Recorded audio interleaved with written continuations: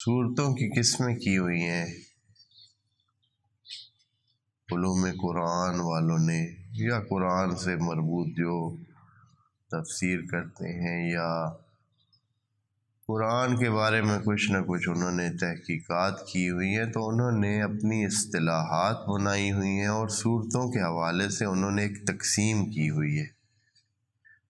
کہ صورتیں کچھ ہیں جو مفصلات کہلاتی ہیں۔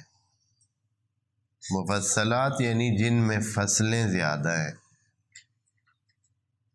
ہیں نا ایسی صورتیں، جیسے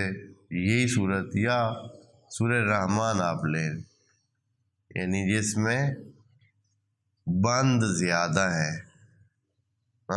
آیتیں بہت چھوٹی چھوٹی ہیں اور ایک دوسرے کے ساتھ سج کے ساتھ رکھی ہوئی ہیں، ان کو کہتے ہیں مفصلات۔ تو اگر کوئی سورہ العلق کی تلاوت کرے تو یوں سمجھے جیسے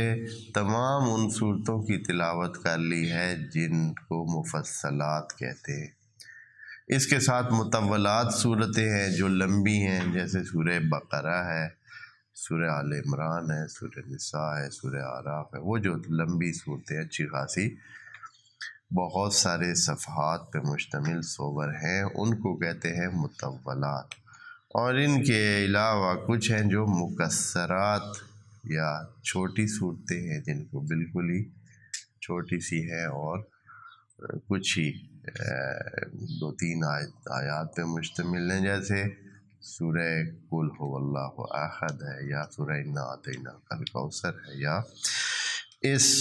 رنگ کی جو صورتیں۔ کچھ صورتوں کا نام مسبحات رکھا ہوا ہے کہ جو شروع کس سے ہوتی ہے، یا یسبح للہ سے یا سبح للہ سے شروع ہوتی، تو ان کو نام رکھا گیا ہے مسبح۔